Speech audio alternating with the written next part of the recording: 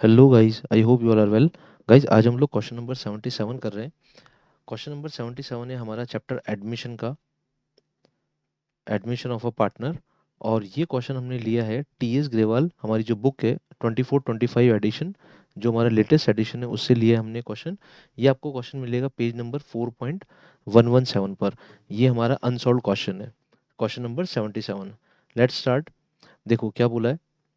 On 31st March 24, the balance sheet of Ram and Shyam, who share the profits and losses in the ratio 3:2, was as follows। देखो, राम और श्याम का जो PSR है वो हमें दे रखा है 3:2। ठीक है। नेक्स्ट हमें बोला है liabilities are 70,000, general reserve 25,000, employees provident fund 55,000, Ram's capital 1,50,000, Shyam's capital 1 lakh, total is 4 lakhs।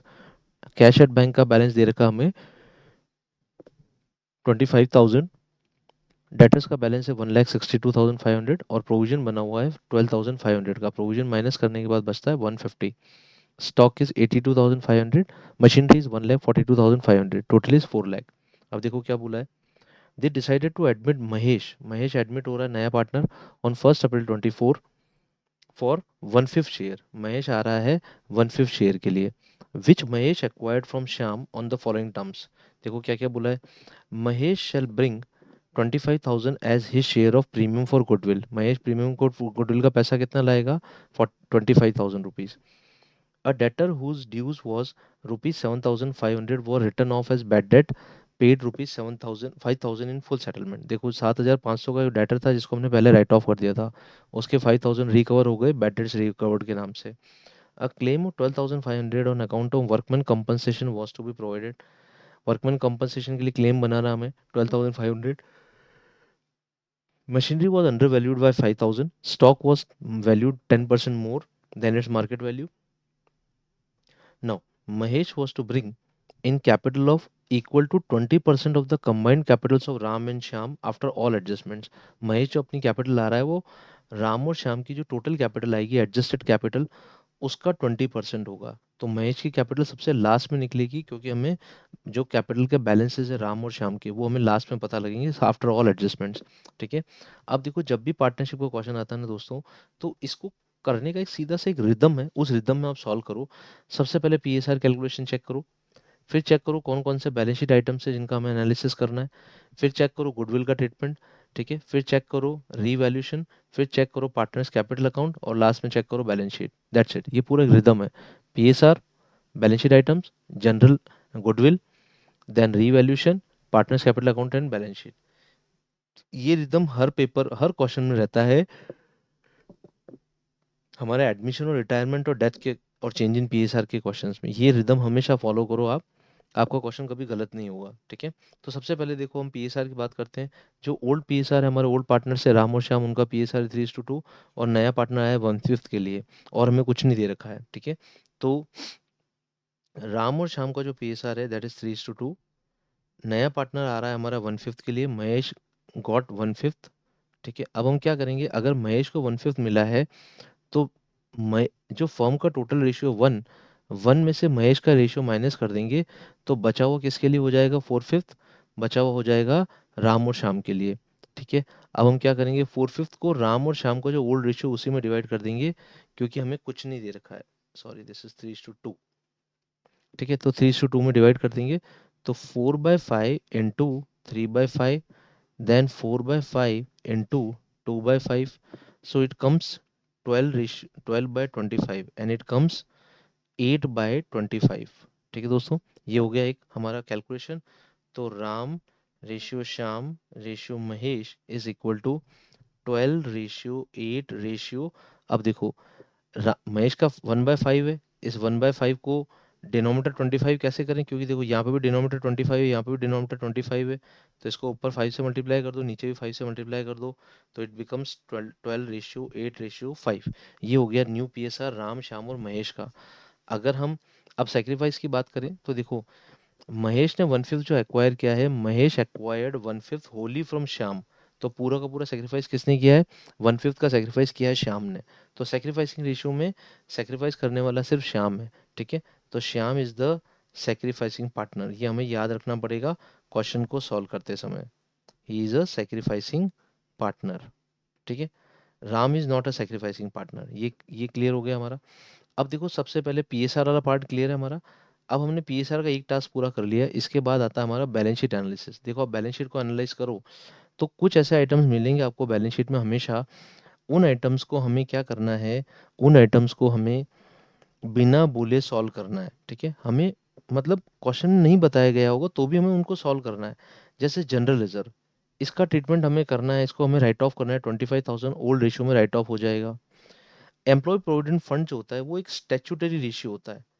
कभी भी हमें स्टैट्यूटरी रेशियोज जो एज पर लॉ बने हुए हैं, हमें स्टैट्यूटरी रिजर्व्स या रेशियोज को हमें हाथ नहीं लगाना है। तो employ provident fund is statutory fund, ये एज पर लॉ बना हुआ है। और एम्प्लॉय प्रोविडेंट फंड का जो पैसा है वो किसका है, ये 55,000 अपने एम्प्लॉयज़ का है। ये एम्प्लॉयज़ का पैसा आप कभी भी पार्टनर्स के बीच में डिस्ट्रीब्यूट नहीं कर सकते। तो this amount is for employees and not for partners, तो इसे हमें कभी भी छेड़ना नहीं है। ठीक है, किसी भी क्वेश्चन में अगर एम्प्लॉय प्रोविडेंट फंड या ग्रेचुटी फंड भी अगर आ जाता है तो हमें ग्रेचुटी फंड और एम्प्लॉय प्रोविडेंट फंड को हाथ नहीं लगाना है, because they are statutory funds. ठीक है, और कुछ एसेट साइड में हमारे पास कुछ भी नहीं है, सिर्फ हमें इस क्वेश्चन में जनरल रिजर्व का एडजस्टमेंट करना है। तो सबसे पहले हम जनरल रिजर्व की एक एंट्री कर देते हैं। ठीक है, सीधे जनरल एंट्री। जनरल रिजर्व का बैलेंस क्रेडिट है, लाइबिलिटी साइड में पड़ा है, एक तरह का एक्यूमुलेटेड प्रॉफिट है, वो पार्टनर्स को डिस्ट्रीब्यूट करना है। तो हम एंट्री करेंगे जनरल रिजर्व अकाउंट डेबिट, उसको डेबिट कर देंगे खत्म करने के लिए।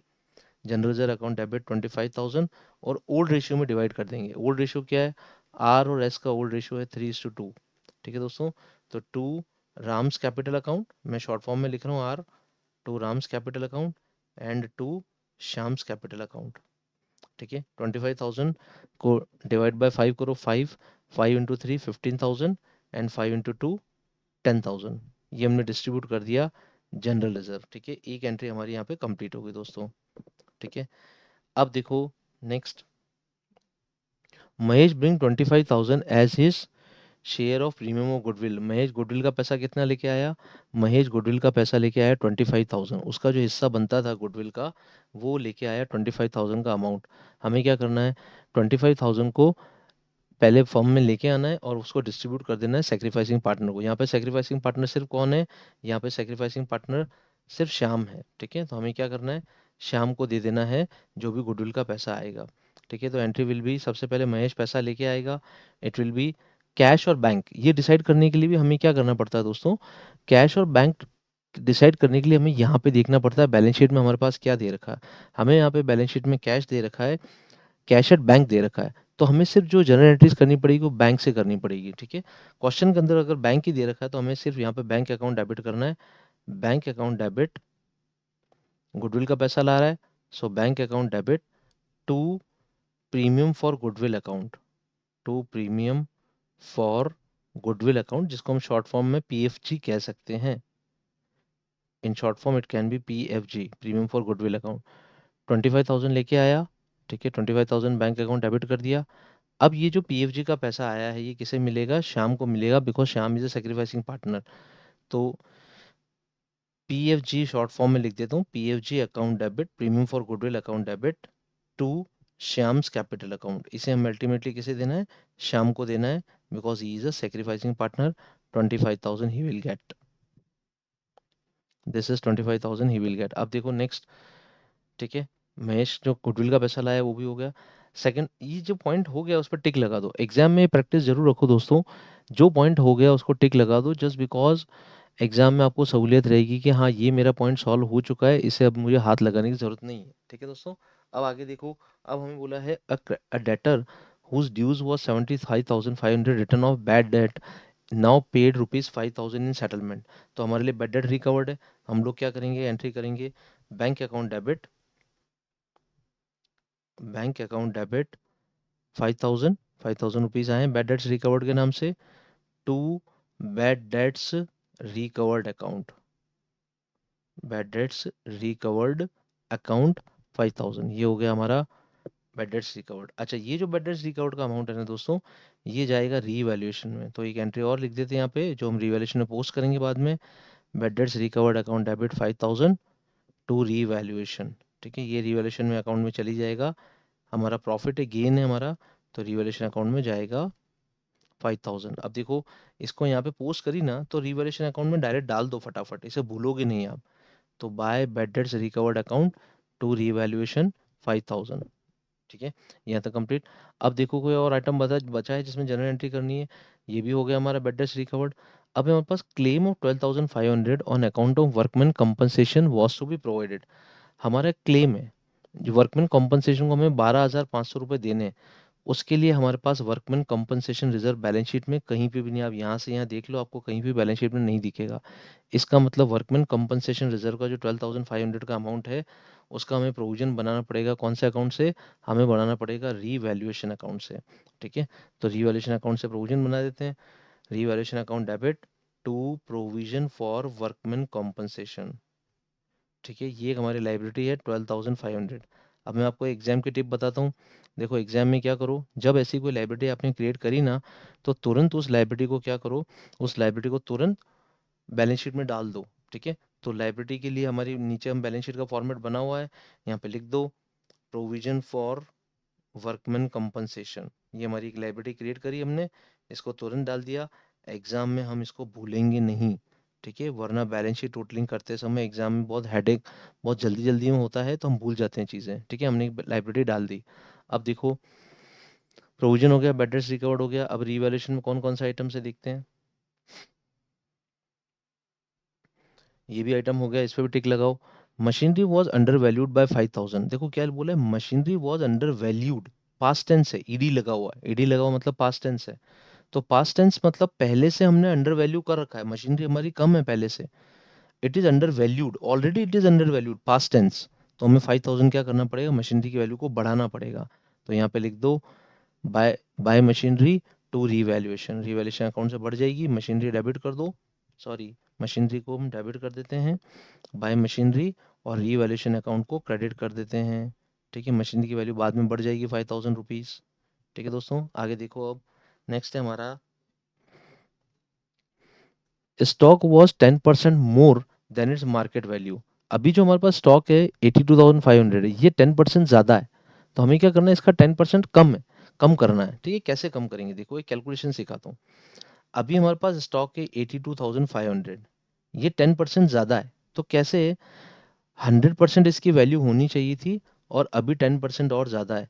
तो इसका मतलब 82,500 इज वॉट, 82,500 इज 110%, 110% है। अब हमें क्या करना है, इस 110% को हमें 100% पे लेके आना है। तो क्या करो, 82,500 डिवाइडेड बाई 110 कर दो, जिसका जो लेवल है उसको उसी लेवल से डिवाइड कर दो, और 100 से मल्टीप्लाई कर दो। तो ये आ जाएगा हमारे पास। जस्ट होल्ड में कैलकुलेट कर लेता हूँ। 82,000 डिवाइड बाई 110%, दैट कम्स 75,000। मतलब स्टॉक की जो एक्चुअल वैल्यू, मार्केट वैल्यू, वो 75,000 है, जबकि हमने हमारी बुक्स में वैल्यू कर रखा है 82,500। तो हमें क्या करना है, स्टॉक की वैल्यू को कम करना है। 82,500 में से 75,000 माइनस कर दो दोस्तों, ये माइनस कर दिया।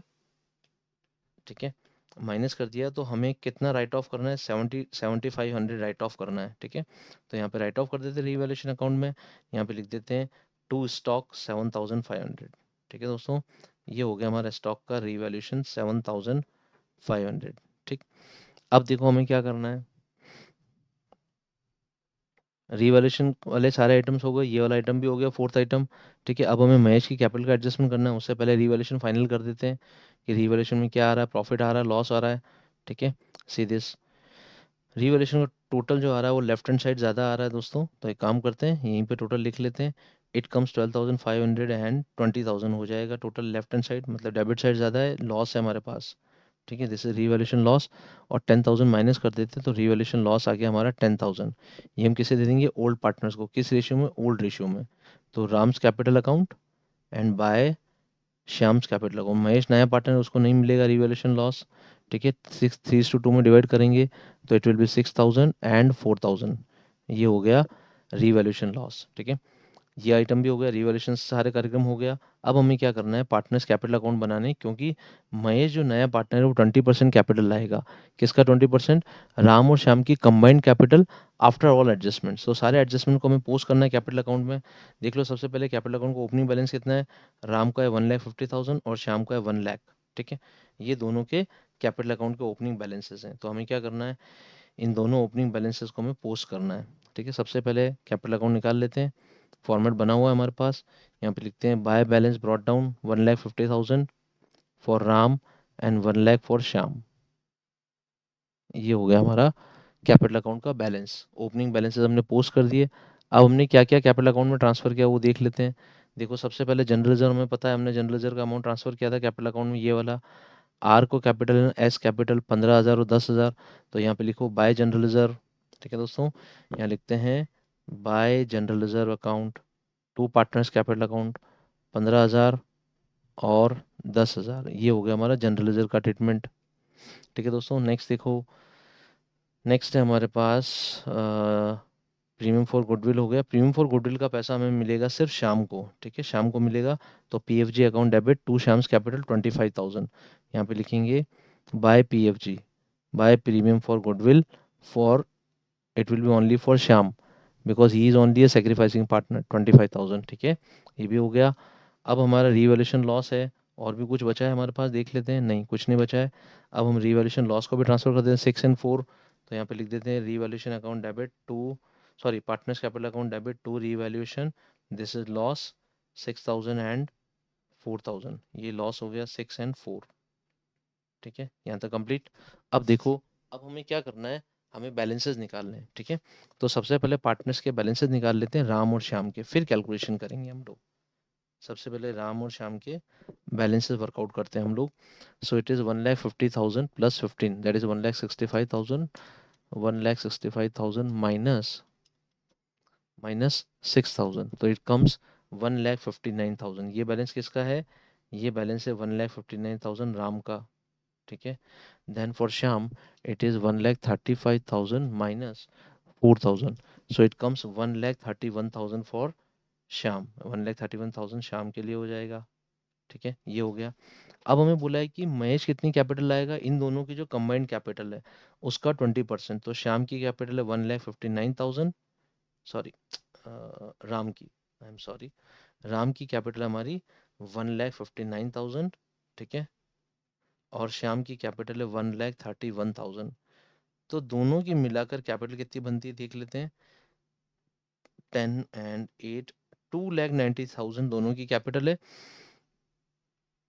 महेश लेके आएगा 2,90,000 का 20%। ठीक है दोस्तों, सो इट कम्स ₹58,000। 58,000 महेश लेके आएगा अपनी कैपिटल। तो यहाँ पे लिखेंगे बाय बैंक, जो भी लाएगा वो बैंक के फॉर्म में लाएगा। सो it comes by bank 58,000 for Mahesh. ठीक है दोस्तों, तो यहाँ पे हो गया 58,000, ये ओपनिंग बैलेंस, इसका क्लोजिंग बैलेंस हो गया।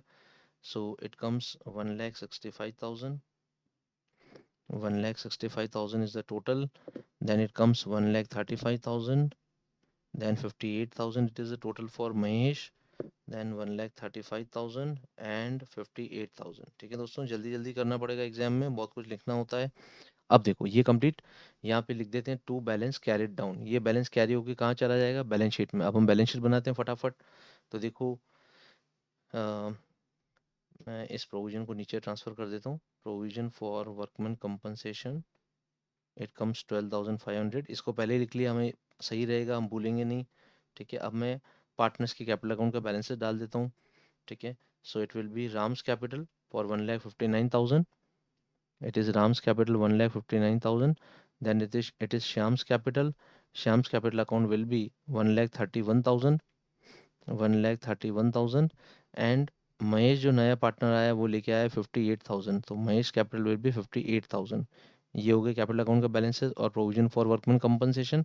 अब बैलेंस शीट में देखते हैं कौन सा आइटम है जो हमारे काम का है, हमें नई बैलेंस शीट में डालना है। सीरियस देखो, क्रेडिटर्स का बैलेंस 70,000 जाएगा। ठीक है, ईपीएफ 55,000 जाएगा। ठीक है, जनरल रिजर्व हो चुका हमारा फाइनल। जनरल रिजर्व को हमें कुछ नहीं करना, लीव इट।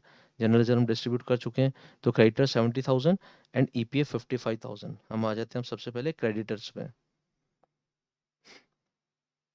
क्रेडिटर्स, क्रेडिटर्स का बैलेंस था हमारा 70,000 और ईपीएफ का बैलेंस था हमारा, एम्प्लॉय प्रोविडेंट फंड का बैलेंस था 55,000।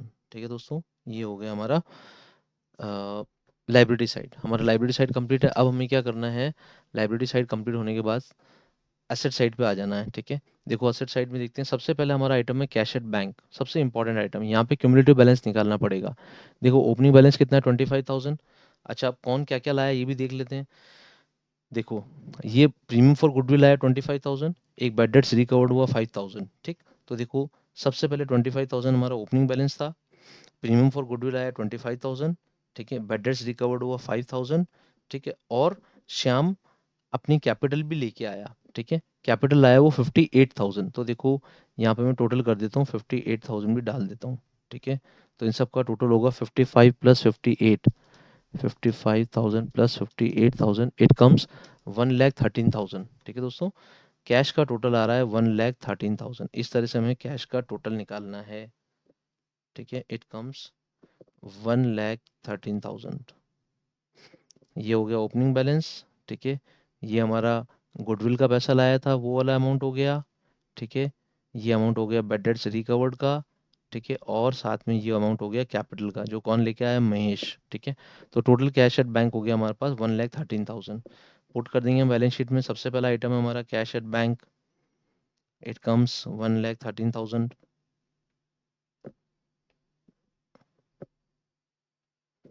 1,13,000 ये हो गया कैश एट बैंक का बैलेंस। अब देखो हमें क्या देखना है, नेक्स्ट आइटम, बैलेंस शीट को चेक करना पड़ेगा, ठीक है। बैलेंस शीट स्क्रॉल करनी पड़ रही, थोड़ी सी प्रॉब्लम रहती है। डेटर्स है 1,62,500 और प्रोविजन है 12,500। स्टॉक की वैल्यू हमने कर दी 75, कम हो गई। और मशीनरी की वैल्यू हमने बना दी थी 1,47,000, इसमें 5,000 ऐड कर दिया था हमने, मशीन की वैल्यू बढ़ा दिया था। सबसे पहले डेटर्स लिख लेते हैं हम लोग। डेटर्स है हमारे पास 1,62,000 के, और प्रोविजन सेम है, प्रोविजन में कोई चेंज नहीं है। तो हम लिखेंगे debtors is 1,62,500 and less provision for doubtful debts, it comes 12,500, ठीक है। तो इट कम्स 1,50,000। ये हो गया हमारा डेटर्स का बैलेंस, ठीक है। अब देखो हमें बोला है स्टॉक के बारे में। स्टॉक था हमारा 82,500, जिसमें हमने 7,500 कम कर दिया था। तो स्टॉक की वैल्यू बची 75,000।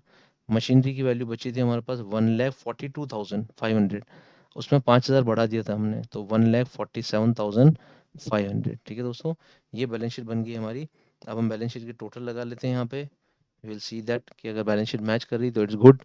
1,59,000 प्लस 1,31,000 प्लस 58,000 प्लस 12,500 का provision for workman compensation, 70,000 plus 55,000, so it comes 4,85,500। ये हो गया। Next is 1,13,000 plus 1,50,000 plus 75,000 plus 1,47,500, तो इट अगेंस्ट कम्स 4,85,500, ठीक है दोस्तों। ये हो गया हमारा पूरा बैलेंस शीट मैचअप, ठीक है। यहाँ पे आके बैलेंस शीट मैचअप हो गई है, इसका मतलब हमारा पूरा क्वेश्चन हमने सही किया है। ऐसे जब बैलेंस शीट मैचअप हो जाती है एग्जाम में, तो हमारा कॉन्फिडेंस बूस्ट हो जाता है। तो एक एक स्टेप को आपको धीरे धीरे जाना है, एकदम से फटाफट नहीं करना है। एक रिदम हम मैंने बताया था, वो रिदम मेंटेन रखो। सबसे पहले पीएसआर, फिर बैलेंस शीट आइटम, फिर general reserve, sorry balance sheet item के बाद गुडविल, गुडविल के बाद रीवैल्यूएशन, रीवैल्यूएशन के बाद पार्टनर्स कैपिटल अकाउंट, और लास्ट में बैलेंस शीट। तो guys I hope you understand all the things very well. अब अगर कुछ भी प्रॉब्लम आती है तो आप इसको एक बार और रिवाइज कर लेंगे, ठीक है। Thank you very much, good bye.